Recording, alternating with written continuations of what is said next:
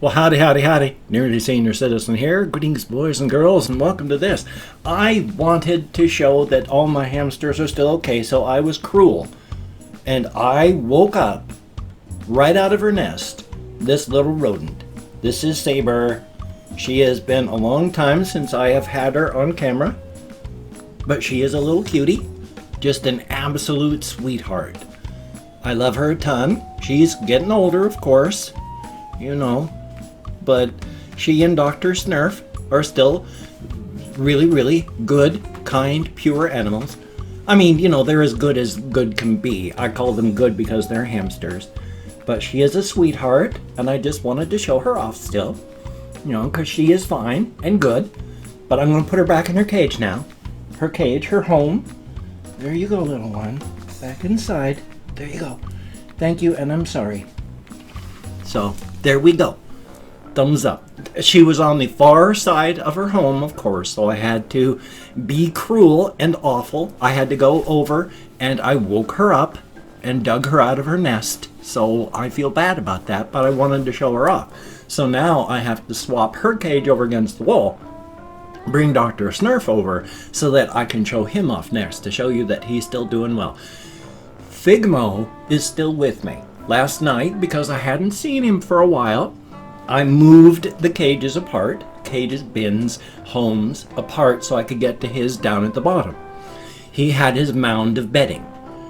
So I opened it up a little bit where I could see a bit, and there he was, and he lifted up his head and he looked at me. So I just grabbed some food and I sprinkled it right there at the opening that I had opened, and then moved the cages, homes, bins back up top. So he's still down there. He's still alive. He was active enough, so he wasn't like on the verge of death, which is good. So he's still doing as best he can. He's sleeping a lot, as people and animals do. So thumbs up for that. But he's still with me, and hopefully he'll be, I don't want him to suffer, but thumbs up for that. And of course, Gojira. She had her home on the far side, well, her nest on the far side of the bin, but I just looked down there because she was gone, and she moved her nest from the far side in that corner to just right down here, so I just have to reach down, and there she is. So she is an absolute cutie. When she hears me running around, there's a spot right in the center of her home there, which has a big blank area, and I put one of these, they're not cages, they're basket. It's a basket, a wire basket, and I put that inside because I needed to stop her from doing some chewing and such. And so the basket gives her stuff to climb on and wander around. There's an area inside of that. When she hears me, she dashes into the middle of that area because it's a wide open area, and then she'll put her feet up on the wire basket and look up at me. She has like no survival instincts, and it's awesome. She is very cute that way. When she hears me, when she hears noise, she dashes out because she wants to see. Now, this is one thing. If you have hamsters, I have read a whole bunch about how Syrians and dwarves, you know, they need a ton of bedding because they like to burrow and dig. There is, in Washington State, a rescue/foster place run by this one gal called Munchie. And so she has a YouTube channel, Munchie's Place, where she talks about animals that she's rescued, because she does a hamster, mouse, rat, you know, small rodent fostering/rescue. And she talks about bad cages and cages that you need and food that you need and things that you should do and things that you shouldn't do, stuff like that. And she was talking about how dwarves, they burrow all the time. You may go through long periods where you just never see your dwarf because they burrow and they need a lot of bedding. But she noted that Syrians love to climb. They will burrow. They make their nest in an area that's underneath, and they do burrowing and stuff like that. But they spend most of their time atop, climbing, doing things so that they can see, even though they can't see.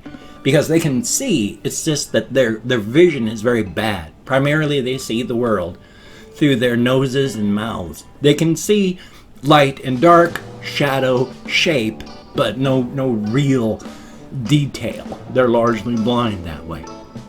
But they like to climb and get up on top of things and such. So they say, she says, if you do get a Syrian and you do have a tall area, because with a dwarf, you only need like a foot between the bedding and the top of the bin. But with a Syrian, you need a good 17 or so inches because they climb and they're smart in their own little rodent way. When they see the cage opening, that means they know there's a way out. And Syrians are escape artists. They have nothing else to do but just fixate on, I want out. I want out. And so they spend all that time trying to get out with all their tiny rodent brain power on that problem. Thumbs up. But I just want to make a little quick thing on that because I like hamsters and I wanted to show off my hamster. And where's my comb? Oh, here it is. Because it's in my pocket. Kind of like where it should be. I keep looking off to the side here because once again my PS4 camera is right here, but my monitor, so that I can make sure I'm centered, is off to the side. So occasionally I'll look like that so that I can make sure I'm still centered, or if like right now I'm combing my hair, so I gotta look off to the side, which I know looks weird. But I eat the meat of another human raw, like an animal. This is a nightmare. Oh no, it's... I wanted to talk about too, before I run out of time, with the cosmic horror pantheon and the one bone-hurting juice story. I wish I had come up with the cosmic horror pantheon idea way back when I was younger, because every single story that I ever write from now on can be a part of that, because they influence everything. And not always in a negative fashion in our area, because there's things that happen in a positive fashion. Tammy is a positive thing, because Tammy Bayman, the influence of the cosmic horrors will normally push people toward the negative, because as human beings, we're like tilted like this, with good up here, negative down here. You give us a push and we'll stumble downhill without even realize we're doing it. That's just the way we're built. It happens. Tammy was one of those that give her a nudge and she stumbled a bit and then grabbed hold and starts climbing upward, plus given a little extra push. But I was thinking, because I've got that one science fantasy story about the bone-hurting juice, where I've got the Dwaylen, which are actually, they're elven, but they live underground and they're not vegetable based. They like plants and stuff, but they're more fungal based. They have a deep connection with the fungal internet, because in the real world, fungus lives in forest underground and they form this fine network between all the roots of the trees, and the trees feed the fungus and the fungus feeds the trees, and the fungus makes sure that all the trees that are connected get nutrients. It's like a literal vegetable internet, all based on fungus. And it's really bizarre. And that's what these are. The Dwaylen are more based on fungus. They live underground around the roots of trees. And they deal with the trees above and life above because everything's connected. They're a little taller than people, but they're thinner, reedier. And those are the Dwaylen.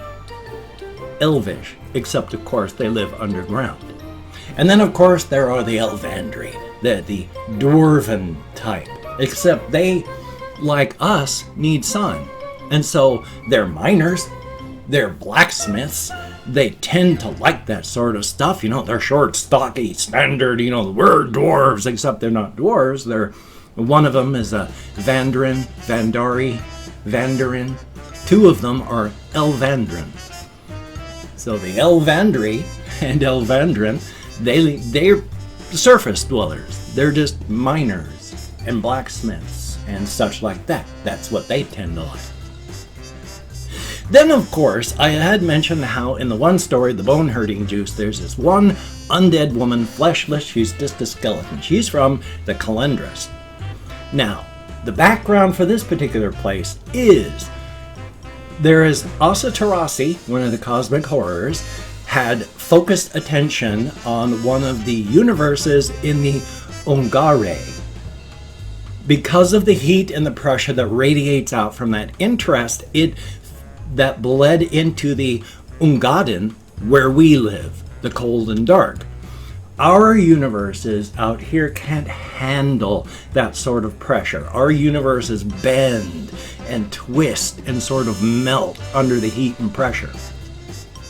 There's also, and because of the many worlds hypothesis, which in the context of these stories is concrete fact, each universe is spawning an infinite number of universes at every femtosecond. And there are more femtoseconds in 1 second than there are normal seconds between the time the dinosaurs died 65 million years ago and right now. So there's an infinite amount of universes with an infinite amount of variation going on. Now, let's say that each universe has spots where the universe rolls dice, like 100-sided dice. And if it rolls natural ones, those are critical failures and really bad things happen. Rolls natural 100s, those are critical successes, really good things happen. If it happens that all of them come up ones, that's really bad. But rolling 100-sided dice, you might get one. Might. And you might get one critical success where they're all 100s. You might. The particular universe that I wrote the bone hurting juice is, the universe wandered into that zone where the heat and the pressure was. Things melted a bit. Energies seeped in. There were 500 times during the history of this world during this time when the universe rolled 100-sided dice. Well, if you count the critical failures, normal universes during this time might have one critical failure. There were 10 critical failures in this universe. So, oh my gosh, that sounds bad, doesn't it? That would be bad. Most normal universes get one, maybe, maximum. They have 10. But out of those 500 dice rolls, well, let's count the critical successes now. Most normal universes maybe get one where they come up with all 100s on that one toss.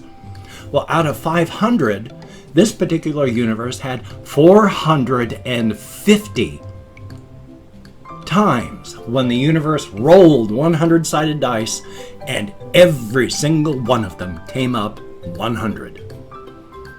So most universes maybe get one. This one has 450, more than enough to make up for the 10 critical failures, because one critical failure like that is enough to wipe out everything on a planet. And this one had 10, more than made up by the 450 critical successes.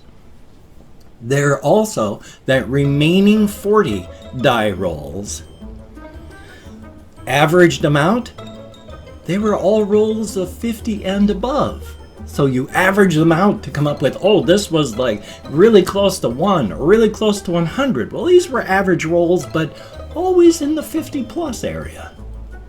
So this universe is doing really, really well. But for an example of the bad thing, she is fleshless, Ilchenka, a skeleton, because 500 years back there's an undead plague that happened in the Calendris. It's a magical undead plague where there's pockets of it out in the wild, but when you got infected, you became a zombie. But you didn't eat, you just killed, and you only killed by biting. And so this plague just went insane through the Calendris. Now, it's a very rocky, mountainous area, and to get into it, you have to pass over mountains. And so it's kind of isolated, and on the far end is ocean, and then away out on this side is desert, and then over here is the forest of the Dwayland. So it was largely contained by geography, and once it started spilling out randomly, because these things, once they died, didn't search intelligently. It was randomly. They just look for life. If they can't find any after a time, they move in a random direction and then just look. So once everyone in the Calendris died, it was this random Brownian motion of everything there. And after 100 years, Well, all the flesh was gone. And people weren't going to go in there to clear it out. No, the Dwaylen were able to make sure that things didn't get out. And the desert on the other side helped. And then the ocean up on this side.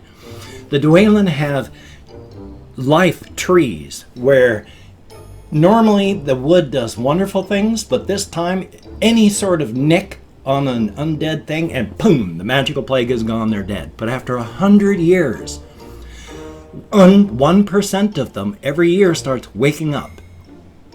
They remember that the past, but not their past. So they remember language, they remember villages, they remember people, they remember men and women, but they don't remember who they were.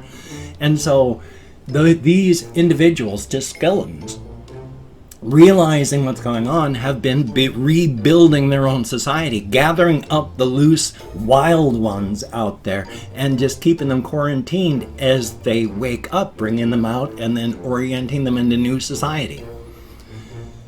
But it's still passed on by teeth. So when they go out into the world to be safe, they either knock their own teeth out and have none, or they knock their own teeth out and replace them with metal things for ornamentation. And that's the Calendris in this world. There's more, but it's like 16 minutes. And I've opened up 24 hours worth of comments on my community tab. And I'm going to go through and thank 20 to 25 people for having left me a comment. Not reading the comments right now. I'm going to read them afterward. Just thanking you for having left a comment. If I mispronounce a username, no disrespect is intended. And if I forget where I'm going, well, I probably will, because even though I count in American Sign Language, with my fibro and more, I'm lucky I can remember my name's not Rudolph P. Farquhar, which is a good thing I can remember that, because that's not my name. Anyway, though, let me call on my Chrome, with my silly editing still going on. We have Midas, thank you so very, very much, and Artyom, and then I can't pronounce your last name because it's in Cyrillic, but thank you very much. Lelox5, greatly appreciated. Gas from my carbonated beverages escaping. Ali Shabiri, thank you very, very much. Wisley Climber, greatly appreciate. Well GF Word, greatly appreciate. Kathy Kiskat, good to see you in the comments. Shulis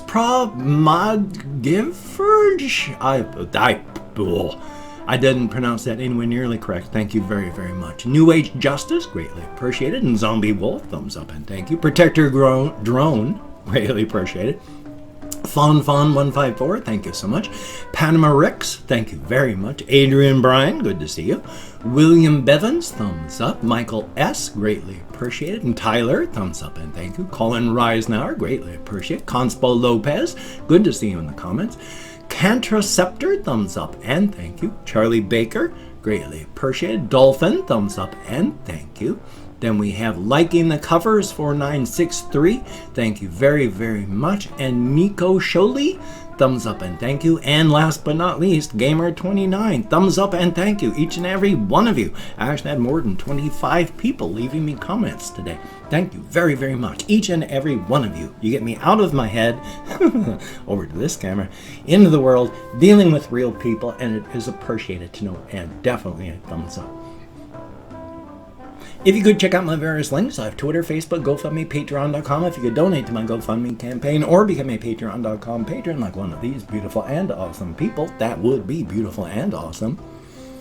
Now, if you'd like to help me out, but you don't want to send money there, I have a PayPal link down below. If you wanted to help me out, but you didn't want to send money, I have an Amazon wish list link down below as well. That would definitely be cool. Definitely thumbs up.